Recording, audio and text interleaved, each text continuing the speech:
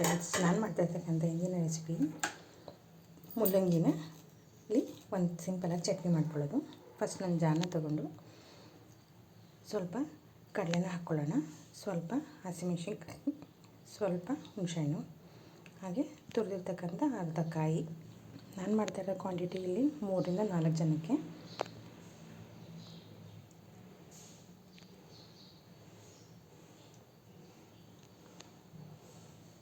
ಈಗ ರುಚಿಗೆ ತಕ್ಕಷ್ಟು ಉಪ್ಪು, ಸ್ವಲ್ಪ ಕರಿಬೇವಿನ ಸೊಪ್ಪನ್ನ ಹಾಕ್ಕೊಂಡು ಸ್ವಲ್ಪ ನೀರನ್ನ ಹಾಕ್ಕೊಂಡು ಸ್ವಲ್ಪ ಇದನ್ನು ಫಸ್ಟು ರುಬ್ಕೊಬಿಡೋಣ. ಈಗ ರುಬ್ಕೊಂಡಾದ್ಮೇಲೆ ರುಬ್ಬಿರ್ತಕ್ಕಂಥ ಮಸಾಲೆ ನೋಡಿ ಹೀಗಿದೆ.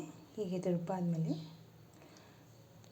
ಸ್ವಲ್ಪ ಕೊತ್ತಂಬರಿ ಸೊಪ್ಪು ಹಾಗೆ ಸ್ವಲ್ಪ ಬೆಳ್ಳುಳ್ಳಿನ ಹಾಕ್ಕೊಂಡು ಒಂದ್ಸರಿ ಪೇಸ್ಟ್ ಮಾಡ್ಕೊಳ್ಳೋಣ. ಇದನ್ನ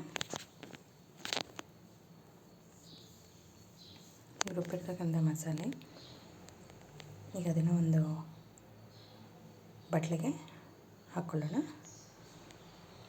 ಇನ್ನು ಸ್ವಲ್ಪ ನೀರು ಹಾಕ್ಕೊಂಡು ಸ್ವಲ್ಪ ತೆಳ್ಳಗೆ ಮಾಡ್ಕೊಳ್ಳೋಣ. ಈಗ ಮುಲ್ಲಂಗಿನ ಸಿಪ್ಪೆ ತೆಗೆದು ತೊಳೆದ್ಬಿಟ್ಟು ಇಟ್ಕೊಂಡಿದ್ದೀನಿ. ಈ ತೊಳೆದಿರ್ತಕ್ಕಂಥ ಮುಲ್ಲಂಗಿನ ಸಣ್ಣದಾಗಿ ಜಜ್ಕೊಂಡು ಬೇಕಾದ್ರೆ ಹಾಕ್ಕೋಬೋದು, ಇಲ್ಲ ಬಾಯಿಗೆ ದಪ್ಪಗೆ ಸಿಗುತ್ತೆ ಬೇಡ ಅನ್ನೋರು ತುರಿದು ಸಹ ಬೇಕಾದ್ರೆ ಹಾಕ್ಕೋಬೋದು.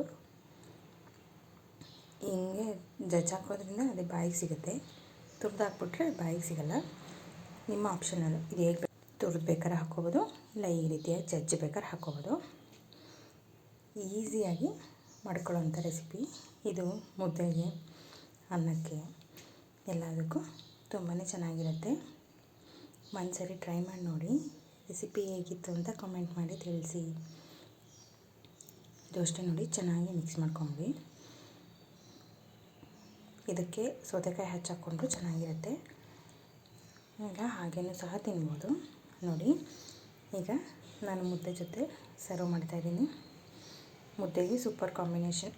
ಹುಷಾರಿಲ್ಲದೆ ಇರ್ತಕ್ಕಂಥವ್ರಿಗೆ ಈ ರೀತಿ ಮಾಡಿಕೊಟ್ರೆ ತುಂಬಾ ಚೆನ್ನಾಗಿರುತ್ತೆ.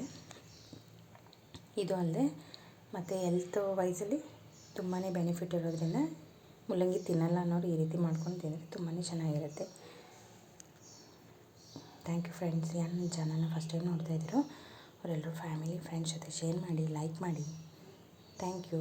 ನಾನಿಲ್ಲಿ ಮಸಾಲ ಮಜ್ಜಿಗೆ ಮುದ್ದೆ ಸ್ವಲ್ಪ ರೈಸ್ ಜೊತೆ ಬಡಿಸ್ತಾಯಿದ್ದೀನಿ. Thank you.